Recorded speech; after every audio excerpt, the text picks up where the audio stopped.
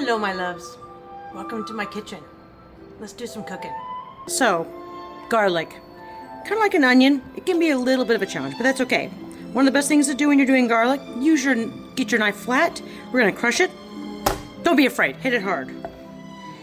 It's going to kind of get it loose so you can crack that peeling right off. We're going to peel this right away. Then what we're going to do, get the rest of this off. Just kind of gets that loosened up. We want all that little skin gone. Get it nice and clean. Okay, so now we have this little end here. What we're going to do is take this off. So keeping your fingers back, you want to kind of make a claw. You're going to keep your fingers back, keep your knuckles forward and your thumb behind it. Keep your knife with your hand kind of securely around it. We're going to just cut the tip off. And then we're going to continue slicing, keeping our fingers out of the way and our knuckles forward. Let's go ahead and chop this little baby up. Just going to keep going until it's done. Okay, now that we have that kind of done, we're going to keep going over it.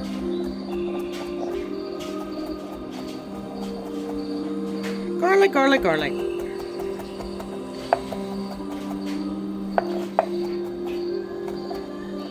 Keep those fingers back. Go over it a few times. Want it nice and minced. You can hold that blade down, give it a good chop around. We want to incorporate into that meat really well. So you want it really nicely finely chopped. Trying to drag your blade across the cutting board, just try to get the stuff regathered. Okay, you're going to look something like this.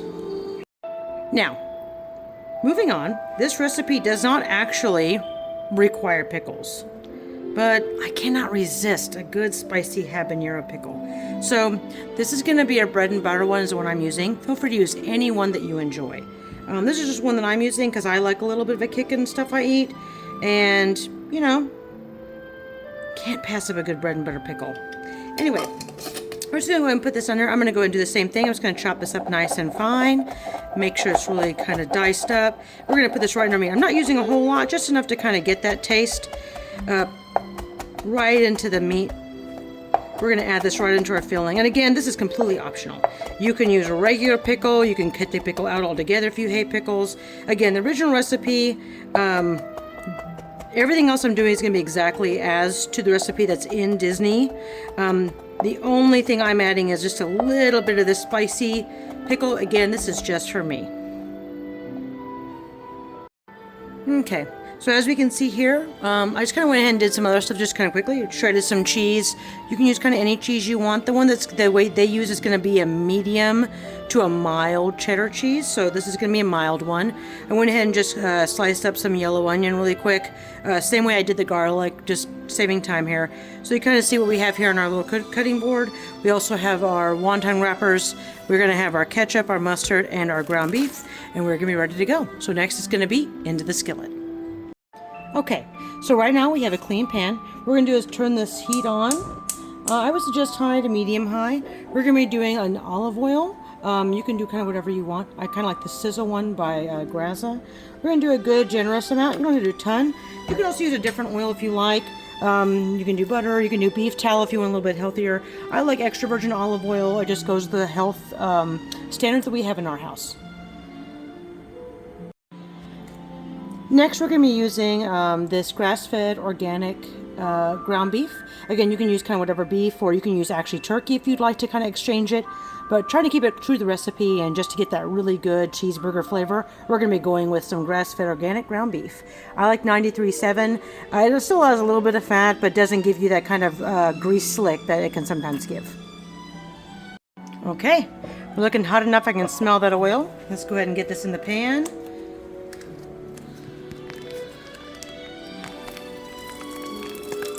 Nice hot burn. Oh yeah. Gotta love the sizzle, baby. Gotta love the sizzle. Alright. I'll start chopping this baby up.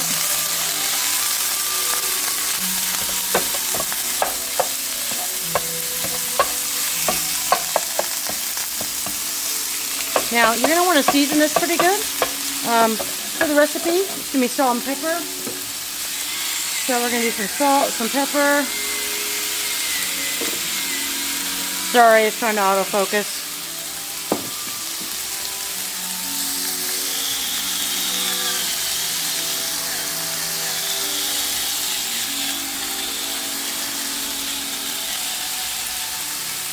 I'm using a pre-ground or a coarse ground Himalayan salt. That's what I like. You can use whatever kind of salt and pepper you like, of course. This is about you and what you enjoy. This is about bringing the flavors that we love to our kitchen. Alright, we're going to let this simmer and kind of get brown. I'll catch you in a second. Okay, so this is almost done. We still have a little bit of pink left, but what we're going to do is while we're waiting for this to finish, we're going to go ahead and add our onion and our garlic. Slide that right in from the pan there. See what I'm doing? Here you go. Get that nice garlic and stuff in there. I'm going to switch into a spatula.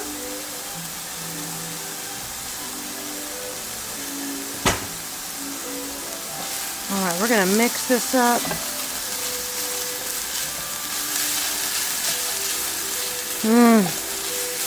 These smells going to smell so good.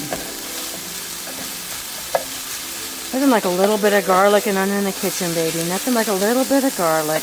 Alright, we're going to let this cook for about, I don't know, maybe 2 more minutes. Let that meat really kind of finish browning up. Let those onions get soft and transparent. You can already see it's happening right here. That kind of transparency. Just going to make sure it's kind of really good mixed up. We should be ready here in just a bit. Okay, looking good. All right, so our next step is going to be adding our mustard and our ketchup to our dish here. So what we're going to do is we're going to be adding about, I did about half a batch because I'm just making kind of a small batch because it's just me and my hubby. So I'm doing about half a tablespoon. If you're doing a full pound of ground beef, you're going to want to do a tablespoon. But for this, just a half one will be just fine. So we're just going to add this in here. If you want a little bit more for your taste, do it. Add this in there. Okay. Now again, I'm going to be adding a little bit of pickle because that's what I like. So I'm adding this pickle that we cut earlier. I'm going to add that right in also. Just give it that nice little Big Mac flavor. We're going to mix all this together. Ooh, excuse me. Look at that. It's looking good. Oh, it smells great. Okay, it smells just like the thing. All right, so now our step is once we get this nicely mixed together, we're going to have this set aside. We're going to let it cool for a bit. You want to let probably just about 10 minutes. Let it get nice and not super hot because we're going to be putting on those wonton wrappers and or those egg roll wrappers, and we don't want it to be too hot when we do that because we're about to deep fry this. So let's go ahead and let this set for a minute, and in the meantime we're going to go ahead and get our oil together. Okay, so for your oil, you're going to want to be kind of a good, kind of deepish size pan. You want the oil not to come all the way to the top for sure. I just kind of do maybe about a quarter, maybe 2/3 up off the lip. I give it enough room. You want to make sure that you can use kind of what oil is good for you. I like a good peanut oil. It has a higher smoke point, but you can also do a vegetable oil. But again, you're going to want to make sure that it's got enough space to move in there. You're going to get to about 350 degrees. I suggest using a thermometer or a candy thermometer to monitor that temperature. But once it's 350, we're going to put this stuff in. But we're going to go ahead and get this going. So it's nice and hot. And we're going to wait for this to get hot while our 10 minutes is cooling, and we're going to just chill for a bit.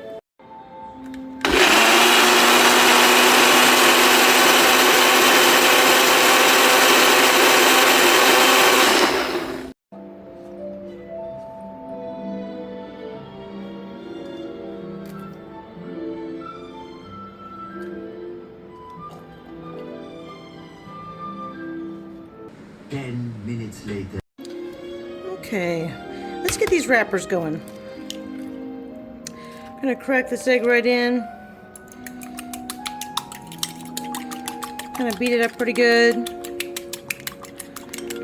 We're going to be using this as kind of our sealer for our egg roll skins. So you kind of want it to be kind of cohesive. So this to the side, let's get those wrappers undone. Okay, now it's time for assembly. So we're going to wrap these bad boys. We're going to get a wrapper out of the thing here. It's going to be kind of tricky. Just pull one up. You're going to lay down your board. You want one point facing towards you, okay? You're going to take 2 tablespoons of our mixture and put it right in the center, okay? 2 tablespoons is just about what you need. Okay? Now what we're going to do next is we're going to take some of the cheese that we grated earlier.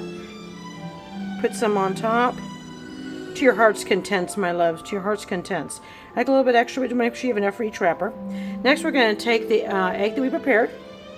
We're going to just kind of brush the outside edge of the opposite side from us. Okay? Just kind of like that. Make a little teepee, okay? Next, we're going to wrap it like a burrito. So we're going to take this side that was closest to us. We're going to wrap it. We're going to pull that filling towards us. Nice and gentle, though. We don't need to go too far. Get that right around. Kind of give it a little turn. Wrap that corner in. Next corner in. It's going to touch each other with that. We're just going to wrap that all the way around. And it's going to seal up just like that. Nice and tight, okay? So let's do another one. I know it's going to seal on tribute, but we got this. We got this. Okay, same thing. We're going to place it toward the point facing us. 2 tablespoons of our mixture. Right in the center there. Kind of get that elongated. Add some cheese that we grated right on top. Probably have to grate some more cheese here to finish these up, but that's fine. I like them a little meaty. Okay, again, right around the sides. Take that egg mixture just right around the sides. You don't need a ton, just enough to kind of get that seal. Take that tip that's facing as closest to you. Bring it to the top. Just drag all that stuff so it's nice and tight, right to the edge, okay? If you get little pieces, that's fine. Take that other side, bring it over. Other side, bring it over, just like a burrito. Continue wrapping all the way till it's nice and tight, okay? Put that to the side. We're going to continue this until we're done. Okay, so the oil, you always want to be careful. So we should be right at 350. Yep, okay. So we've temped our oil. Of course, do this carefully. We're going to do one at a time right now, just to kind of let that oil. We're going to place these in.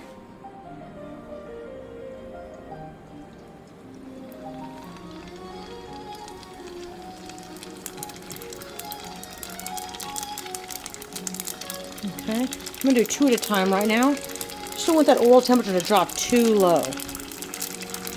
Okay, we're going to do these about 3 to 5 minutes on each side. Just kind of let them get nice and golden brown. We're going to watch them carefully though, okay? And then we'll flip them. Okay, we've been about 2 minutes on this side. We're going to flip. Do 2 minutes on the other side. Yep, don't stay. You gotta get them to stay. Stay. This is the hard part. That's why sometimes doing them individually is better. But we'll get it though. Just kind of hold that a little bit. Just want 2 minutes on each side if possible. Kind of got a little air pocket in them. That's okay. Just keep working at it. And then they'll be done.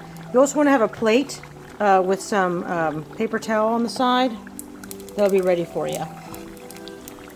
Let this finish and we'll take them off to the side into the next batch.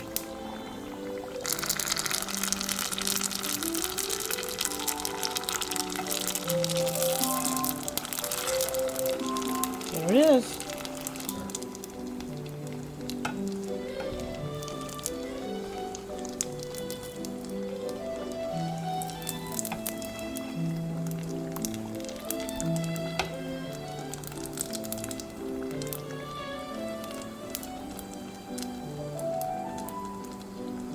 Remember, the filling is already done, so we're just getting this wrapper nice and golden brown. In this instance, doing one at a time seems a little bit easier, unless you got somebody that can help you. Alright, we're going to take this out, I'll drain it really good. Put it on this towel and paper towel that's already ready. Let that dry and do the next one.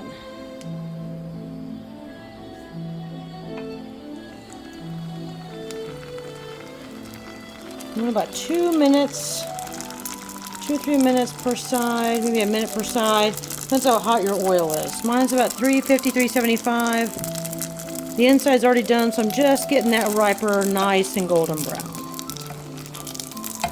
There we go. It's gonna be kind of hard to work with, that's okay.